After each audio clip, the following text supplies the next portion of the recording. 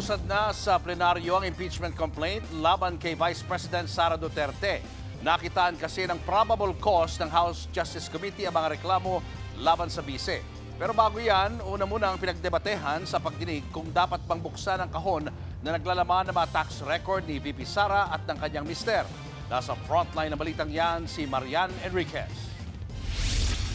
Lumutang ulit ang mahiwagang green box ng Bureau of Internal Revenue sa huling impeachment hearing ni Vice President Sara Duterte sa House Justice Committee kanina. Ang tanong, i-unbox na ba yan?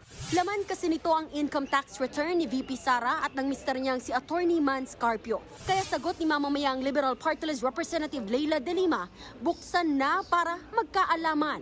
Hindi ho natin pwedeng ipadala lang sa Senado na hindi natin alam. Dapat makita na po sa puntong ito natin. Kasi tayo yung magiging prosecutors later. At para lalong mapalakas ang usapin ng probable cause. Sinigundahan siya ni House Senior Deputy Majority Leader at Iloilo Representative Lawrence Defensor. Mahalaga raw malaman ang laman ng box dahil posibleng ito ang magdikta ng direksyon ng bansa. Pag hindi nabuksan yan, parang tayo ang gumawa ng betrayal of public trust.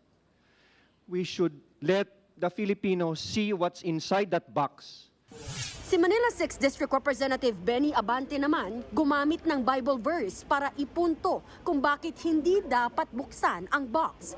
Sa Luke 12:2, akin pong babanggitin sa wikang Tagalog, walang natatago na hindi mahayag at walang lihim na hindi malalaman.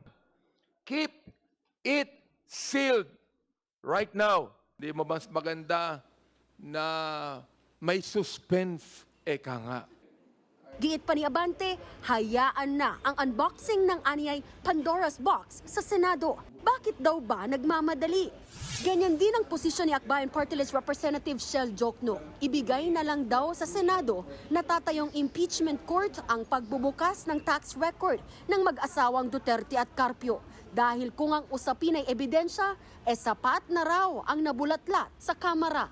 If we are talking about probable cause, para sa akin ay nandyan na ang ebidensya, sapat na yan. Sa gitna naman ng pagtatalo ng mga miyembro ng Justice Committee, umeksena si Congressman Paulo Marcoleta na hindi miyembro ng komite. Pero bago pa man siya nakapagsalita, bahagyang nagkatensyon.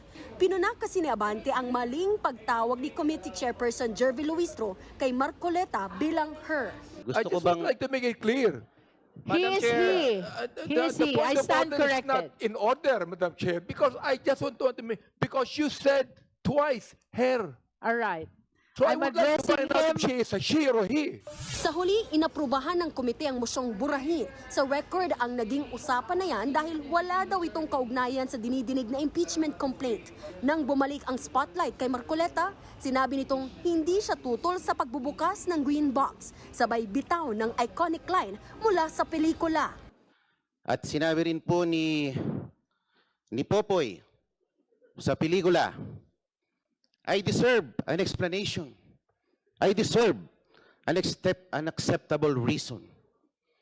Siguraduhin niyo po na kung bubuksan niyo yan, mayroon po kayong acceptable reason na naayon sa batas.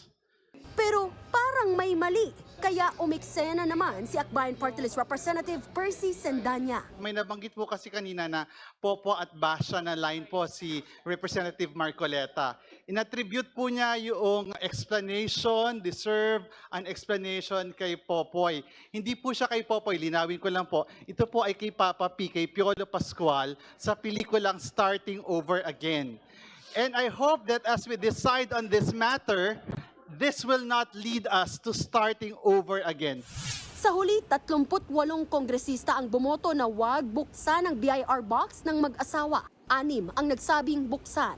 Sa gitna ng lahat ng yan, no-show pa rin si VP Sara bagamat hindi siya required na dumalo. May patutsada muli si Luistro. Is she a public servant? Bound by the same laws as the person on the street? Or one who believes she is above the law?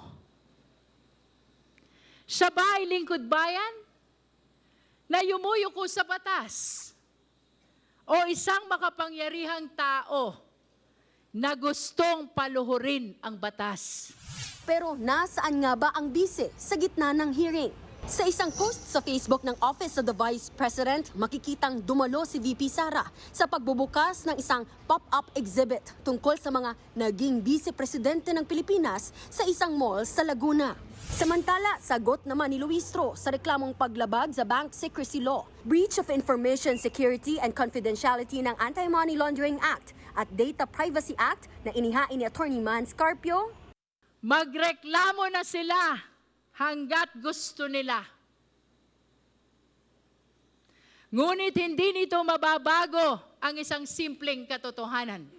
Nagbabalita mula sa Frontline, Marian Enriquez, News 5. Mga kapatid, Julius Babaw po. Para sa komprehensibo at makabuluhang balitaan at talakayan, mag-follow at mag-subscribe na sa social media pages ng News 5.